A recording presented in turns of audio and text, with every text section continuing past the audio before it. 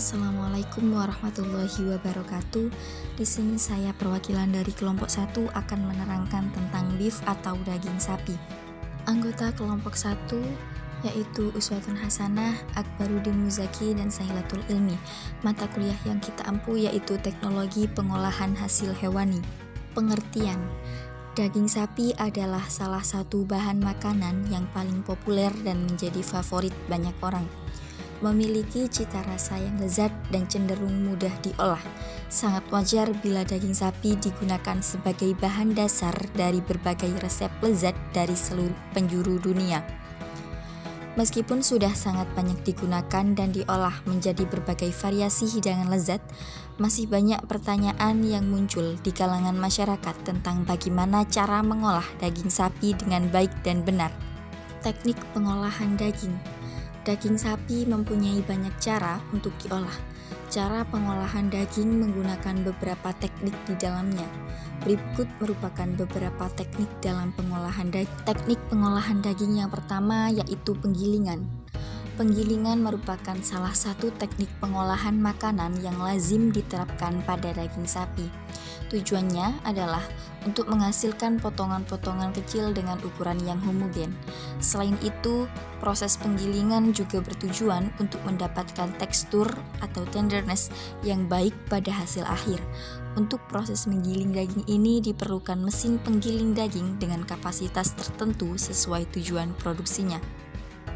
Teknik yang kedua yaitu penggaraman atau curing. Teknik penggaraman ini bertujuan untuk mendapatkan aroma, tekstur, kelezatan, serta warna yang stabil pada daging. Teknik ini merupakan teknik pengolahan makanan sekaligus pengawetan dengan menambahkan bahan berupa garam NaCl dan Na nitrat.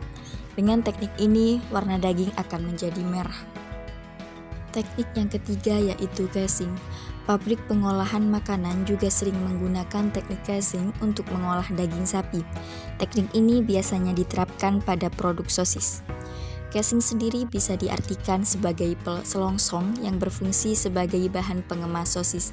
Penggunaan casing ini berfungsi sebagai cetakan selama proses pengolahan, serta pembungkus selama proses penanganan dan pengangkutan.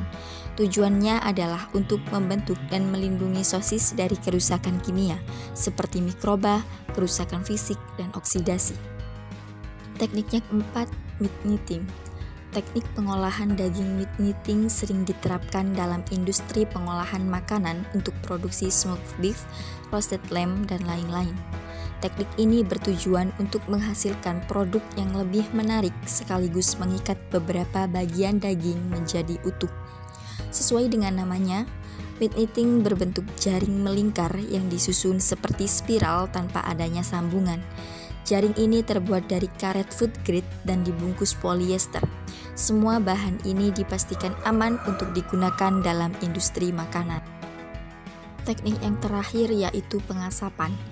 Untuk proses yang konvensional, pengasapan biasa dilakukan dengan cara menggantungkan produk selama 4-8 jam di rumah. Pengasapan dengan suhu 35-40 derajat Celcius. Dengan teknik ini daging sapi akan lebih awet. Bagian-bagian daging sapi. Pada bagian-bagian daging sapi dibagi menjadi 3 golongan kelas. Golongan kelas yang pertama yaitu khas dalam atau tenderloin, biasanya untuk steak dan sate. Khas luar, sirloin, biasanya untuk steak. Lamusir depan biasanya untuk bistik.